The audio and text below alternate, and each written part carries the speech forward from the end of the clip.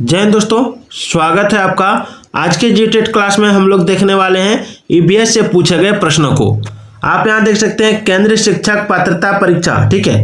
केंद्रीय शिक्षक पात्रता परीक्षा कक्षा 1 to 5 सोल्व पेपर 2016 का है। इसमें पर्यावरण अध्ययन यानी ईबीएस से पूछे गए महत्वपूर्ण प्रश्न दिए हुए हैं।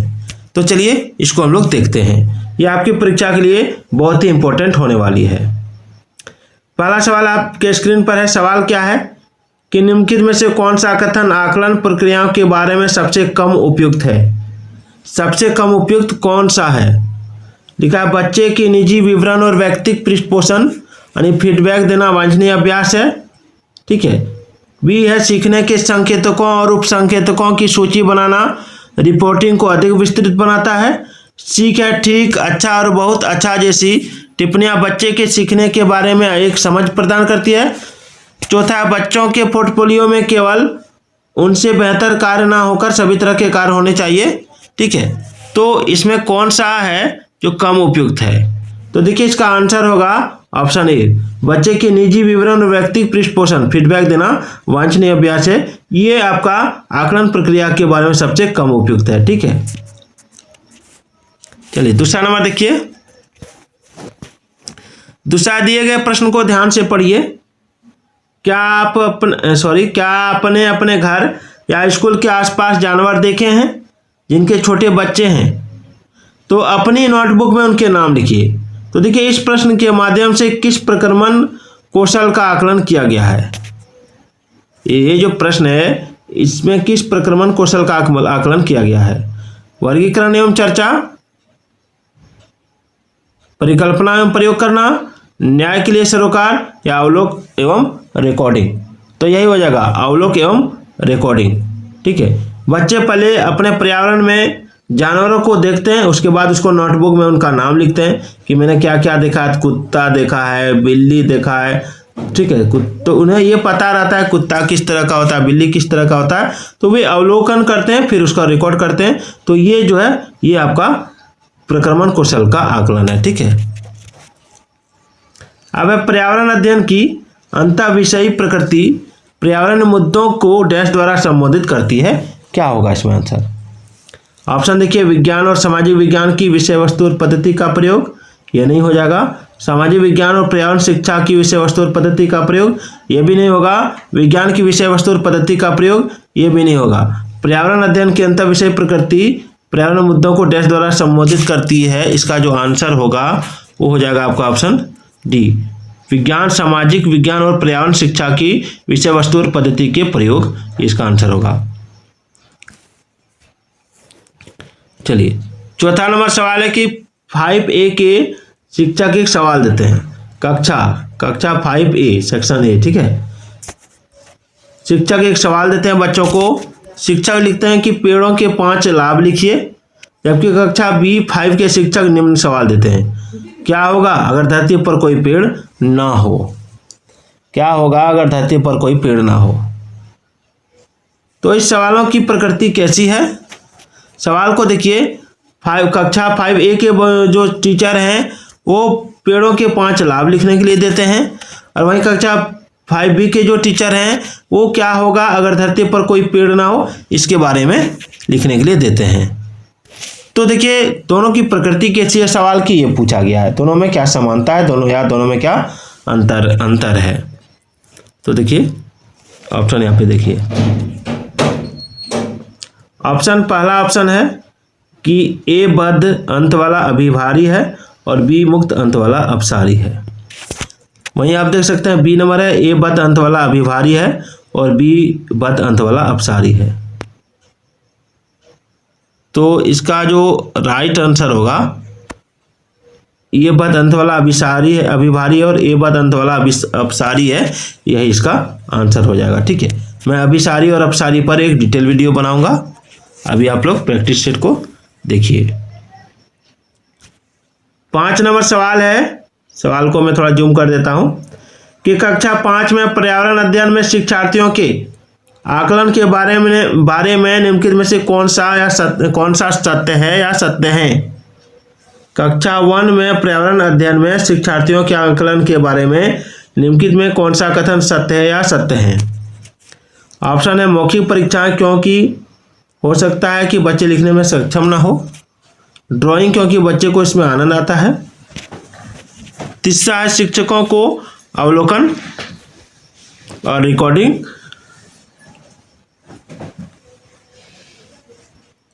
चौथा है किसी को ना रोके, नीति को ध्यान में रखते हुए आकलन की कोई आवश्यकता नहीं है।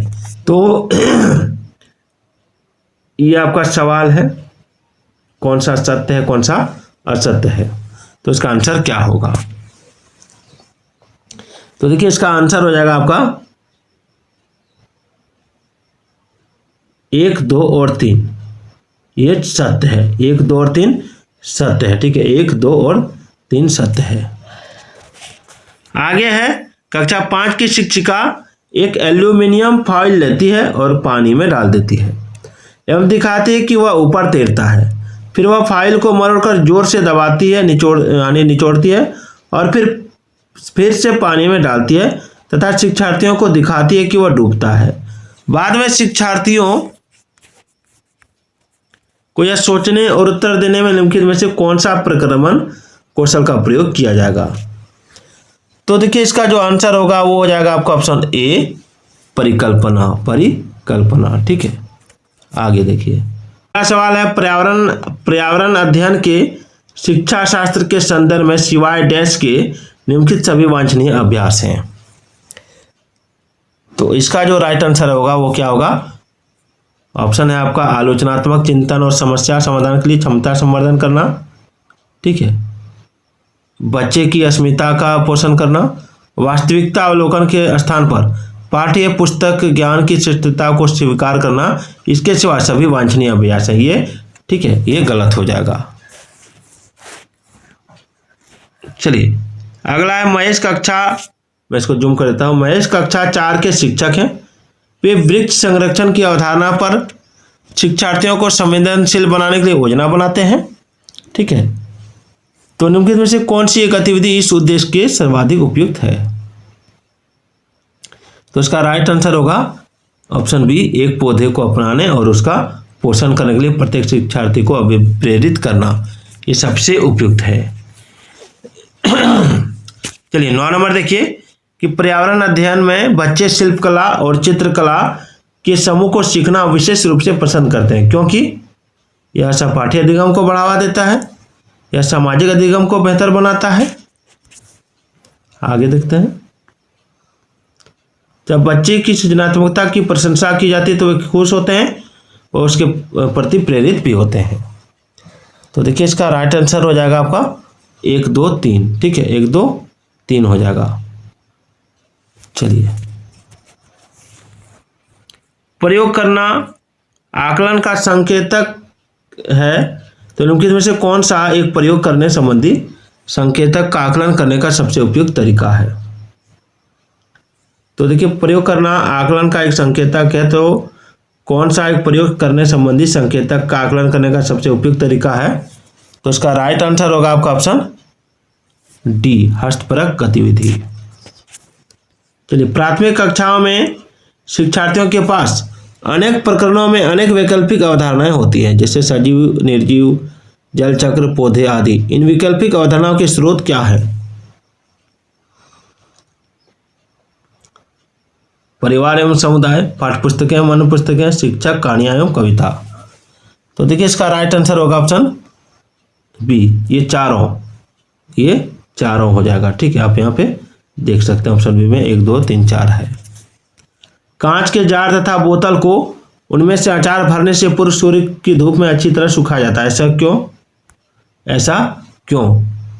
तो देखिए इसका राइट आंसर होगा ऑप्शन सी, नमी को पूर्णतः हटाने के लिए। आगे रेनू की दादी उसे एक सूखा कुआं दिखाते हुए बताती है कि 15 से 20 वर्ष पहले कुएं में पानी था, लेकिन अब यह पूर्णतः सूख गया है। तो कुएं में पानी सूखने का कारण क्या हो सकता है, बताइए। तो देखिए इसका राइट आंसर होगा पेड़ों, कुएं तथा उनके आसपास के स्थान की मिट्टी को अब सीमेंट से ढक दिया गया। ठीक है, चलिए आगे देखते हैं। आगे है बगुला भैंस पर बैठता है, क्योंकि बगुला तथा भैंस में सहजीवी का संबंध है। ठीक है, भैंस के ऊपर जब बगुला बैठता है तो बगुला क्या करता है कि उसके शरीर में जो जू होता है, किलनी होता है, उसको बगुला खाता है। ठीक है, आगे निम्नलिखित में से जड़ का कौन सा एक मिनट, कोई सवाल छोड़ नहीं। ठीक है, निम्नलिखित में से जड़ का कौन सा कार्य पौधों के लिए नहीं है? पौधों का के लिए जड़ का कौन सा कार्य नहीं है? तो देखिए इसका राइट आंसर होगा भोजन भंडारण या संचित करना, ह्यूमस उपलब्ध कराना, पौधे को सहारा देना, जल तथा खनिजों का अवशोषण करना, ये जड़ का काम है। आगे कर्णम मल्लेश्वरी के विषय में नीचे दिए गए कथनों पर विचार कीजिए। नीचे दिए गए कथन पर विचार कीजिए। इसमें कूट दिया हुआ है। ठीक है, इसमें क्या दिया हुआ है? कूट दिया, उसी कूट से आपको आंसर देना है। कर्णम मल्लेश्वरी के विषय में नीचे दिए गए कथनों पर विचार कीजिए। तो इसमें जो हो जाएगा वो अंतर्राष्ट्रीय ख्याति प्राप्त भारोत्तोलक वेट लिफ्टर है। नेक्स्ट है वह कर्नाटक की है, वह कर्नाटक की नहीं है, वह आंध्र प्रदेश की है। कहाँ की है? आंध्र प्रदेश की। ठीक है, ये जो है आपका कर्णम मल्लेश्वरी, ये आंध्र प्रदेश की है। उसने अपने नाम बहुत से रिकॉर्ड बनाए, वह 130 किलोग्राम तक का भार उठा सकी थी। ये भी सही है, ये भी सही है, दो गलत है। जब वह 12 वर्ष की थी तभी से वह भार उठाने का अभ्यास करने लगी थी। तो इसमें हो जाएगा आपका एक, ऑप्शन बी। ठीक है, 1, 3 और 4। अब सीढ़ीदार कुएं अथवा बावली यानी बावड़ी से संबंधित निम्नलिखित कुछ कथन दिए गए हैं। वे जल भंडारण तथा संरक्षण की पारंपरिक व्यवस्था है। सामुदायिक स्रोत के रूप में इनका प्रयोग होता था। उनका निर्माण मुख्यतः वर्षा रहित राज्यों में होता था। उनमें केवल प्रदूषित जल होता है। तो इसका जो राइट आंसर होगा हो जाएगा आपका 1, 2, 3। ठीक है, प्रदूषित जल उसमें नहीं होता था। वर्ली एक पारंपरिक कला का प्रकार है। वर्ली नामक स्थान किस राज्य में है? महाराष्ट्र, उड़ीसा, राजस्थान या बिहार? कह रहा वर्ली एक पारंपरिक कला का प्रकार है। वर्ली जो है ये महाराष्ट्र में है। ठीक है, आगे देखिए।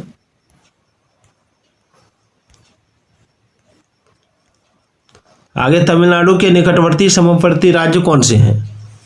तमिलनाडु के निकटवर्ती और समीपवर्ती राज्य है आपका केरल, कर्नाटक, आंध्र प्रदेश एवं तेलंगाना। ठीक है, याद रखिएगा, केरल, कर्नाटक और आंध्र प्रदेश। गोवा जो है, ठीक है, ये आपका तमिलनाडु से इसका कोई सीमा नहीं लगता है। गुजरात का भी तमिलनाडु से सीमा नहीं लगता है। अगला निम्नलिखित में से किसको सुनने की शक्ति इतनी तीक्ष्ण होती है कि वो वायु के पत्तों के हिलने की ध्वनि और घास पर किसी जानवर के चलने की ध्वनि में अंतर कर सकता है? तो इसका आंसर होगा बाघ हो जाएगा। ठीक है, option A is the right answer. Option A is the right answer. अगला सवाल है, जब कोई व्यक्ति ट्रेन द्वारा अहमदाबाद से केरल की यात्रा करता है तब वह अनेक सुरंगों को पार करता है। ये सुरंगें डैश पर्वतों में, कौन सी पर्वतों में है? अहमदाबाद से केरल की यात्रा करते समय जो सुरंगें आती है वो कौन सी पर्वत में है? तो ये पर्वत है पश्चिम घाट की पर्वत। पृथ्वी गोल है। ठीक है, वास्तव में पृथ्वी पर ऊपर नीचे कुछ नहीं होता, केवल सापेक्ष होता है। हम भारत के लोग डैश के लोगों के सापेक्ष उल्टे हो सकते हैं। तो इसका जो राइट आंसर होगा वो हो जाएगा आपका ऑप्शन डी, अर्जेंटीना। ठीक है, चलिए आने इसमें थोड़ा सा समझ लीजिए क्या कह रहा है कि ये धरती है। ठीक है, अगर भारत के लोग यहाँ पे हैं तो इसका उल्टा में आपका अर्जेंटीना यहाँ पे हो सकता है। ठीक है, ये बीच वाला भाग है, ये एक साइड आप है, एक साइड अर्जेंटीना हो जाएगा। मच्छरों के प्रजनन की रोकथाम के लिए ठहरे पानी पर तेल डालने की सलाह दी जाती है। ऐसा इसलिए क्योंकि तेल ऑक्सीजन की आपूर्ति को काट देता है। नहीं, ये नहीं होगा। तो शायद मच्छरों का प्रजनन थम जाता है। नहीं, ये भी नहीं होगा। मच्छर तेल द्वारा मर जाते हैं। नहीं, इसमें क्या हो जाएगा, वो हो जाएगा मच्छर तेल की परत में फंस जाते हैं। ठीक है, ये हो जाएगा। आगे निम्नलिखित में से कौन सा कीट मधुमक्खियों की भांति कॉलोनी यानी बस्ती में एक साथ नहीं रहता? तो बस्ती में एक साथ आपका रहता है ततैया यानी बर्रा, दीमक जिसको बोलते हैं, चींटी, दीमक और ततैया, ठीक है। मकड़ी जो है ये जाल बनाता है। ग्रामीण क्षेत्र के मकानों के ढांचे वहां की जलवायु की स्थिति से संबंधित होते हैं। तो एक गांव के मकानों के लक्षण नीचे दिए गए हैं, आइए देखते हैं। पहला लक्षण है आपका कि मकान मजबूत बांस के खंभों पर बने होते हैं। अंदर से भी मकान लकड़ी से ही बने होते हैं और मकान जमीन से लगभग 3 मीटर से 3.5 मीटर ऊंचाई पर बने होते हैं। तो मकाने की छतें ढलानदार होती हैं। यदि इस गांव में भारी वर्षा होती है तो यह गांव किस राज्य में होना चाहिए? असम, उत्तर प्रदेश, राजस्थान या बिहार। तो देखिए मैं बता दूं आपको कि बांस जो होता है, ठीक है, बांस वाला काम सबसे ज़्यादा कहाँ होता है? तो देखिए बांस वाला काम सबसे ज़्यादा होता है आपका असम में। मैंने खुद आंख से देखा है, ठीक है। 2013 के आसपास मैं एक बार असम गया था, ठीक है। कुड़ुक कहाँ के लोगों की भाषा है? तो मिजोरम नहीं है, मणिपुर नहीं है, अरुणाचल प्रदेश नहीं है, झारखंड हो जाएगा। कुड़ुक झारखंड हो जाएगा, बंगाल हो जाएगा, मध्य प्रदेश हो जाएगा, छत्तीसगढ़ हो जाएगा, बिहार हो जाएगा, ठीक है। यहाँ के जनजातियों की भाषा है। अगला कि राष्ट्रीय पाठचर्या की रूपरेखा वर्ष 2005 के अनुसार निम्नलिखित में से कौन सी एक पर्यावरण अध्ययन की विषय वस्तु है? तो देखिए इसका राइट आंसर होगा ऑप्शन ए, भोजन। चलिए अगला, पर्यावरण अध्ययन में विषय वस्तु यानी थीम आधारित उपागम को अपनाने के समर्थन में निम्नलिखित में से कौन सा तर्क सबसे अधिक सशक्त है? इसका आंसर क्या होगा? इसका आंसर होगा ऑप्शन ए, या पाठ योजना को एक ढांचा प्रदान करने और शिक्षण को अधिक प्रभावी बनाने में मदद करता है, ठीक है। चलिए, प्राथमिक कक्षा में पर्यावरण अध्ययन को सीखने सिखाने में कहानियां एक महत्वपूर्ण पहलू है। तो पर्यावरण अध्ययन के कक्ष में कहानी सुनाने को शिक्षण कौशल के रूप में सम्मिलित करने के लिए निम्नलिखित में से कौन सा सबसे कम उपयुक्त कारण है?